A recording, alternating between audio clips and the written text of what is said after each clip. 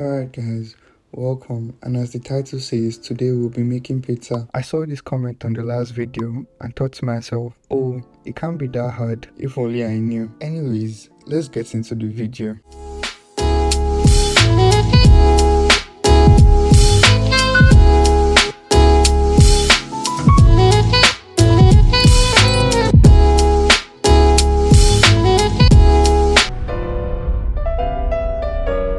What if you could make the greatest homemade pizza in your life?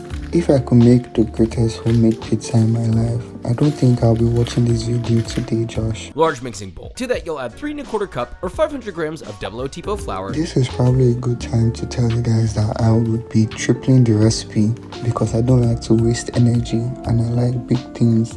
So here we are adding 1,500 grams of normal bread flour. Follow that with 14 grams of fine sea salt. What is 14 times 3? Okay, 42 grams of normal sea salt. Mix that together lightly. You want to mix that vigorously because salt is going to kill your yeast if they come in direct contact. Mix together 375 grams of lukewarm water with 1 gram of active dry yeast. You want to combine 125 grams of water with 4 grams of some very stubborn yeast that I had to use my teeth to open. Mix together, add the liquid to the dry, mix by hand until you get a shaggy dough. Mix that together with your fork and then remember that you forgot to warm the water before you poured in the yeast. So go put the yeasty mixture in your microwave for 30 seconds. Come back and combine it with your flour mixture. You really just want to keep scraping until all the flour is hydrated. Wrap with plastic wrap, leave at room temperature overnight. Cover with plastic wrap. But why was the plastic wrap fighting me this day? I had to use 3 different objects to try to cut it. Anyways, take that into your room overnight.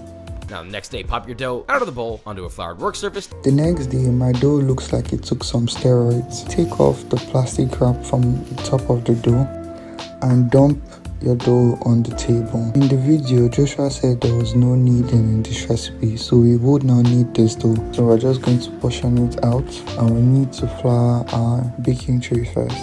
Portion your dough and let it sit for about 30 minutes. While the dough is sitting, you need to prep your oven, and to do that you just heat it to 500° Fahrenheit and put an inverted baking tray there. Next you want to flour your pizza peel, but I didn't have that, so I just used the regular ceramic plate and stretch your dough. Please don't mind me and what I'm doing here.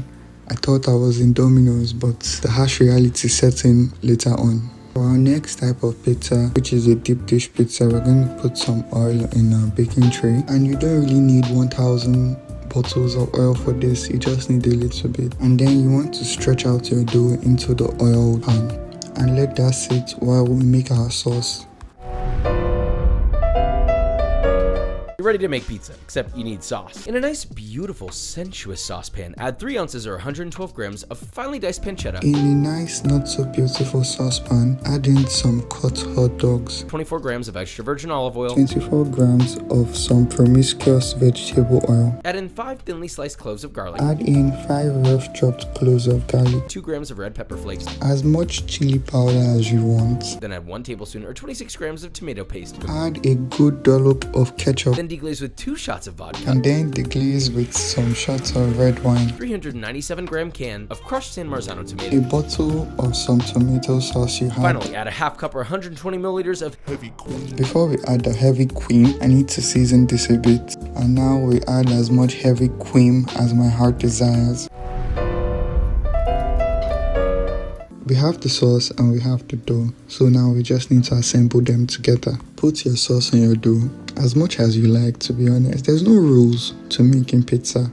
You make your own rules. Yeah, boy.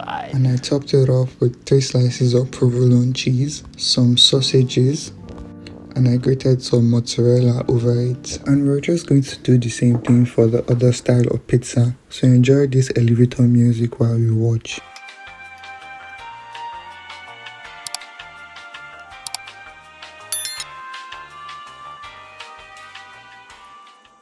As I said before, you want your oven as hot as possible, and that is the best way to get a good crust.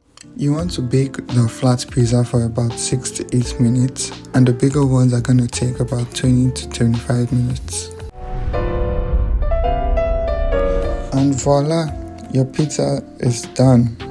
Guys, I really think we did a good job here. Right now I'm just checking for texture and that's why I'm touching it a bit. Anyway, let's cut into it. And can you hear that crunch? Taste it, and before I give a verdict, let's taste the other one. I didn't know that I was starving till I tasted. See the cross section of this. The crust is airy and crunchy. The deep dish isn't as crunchy as the first one, but it's very filling. And of course, you have to dip it in the sauce to get a full experience. I poured the sauce on the other one, and if I could drink the sauce, I might. I'll give this a 10 over 10. Easy to execute, and it also tastes great. Alright, bye.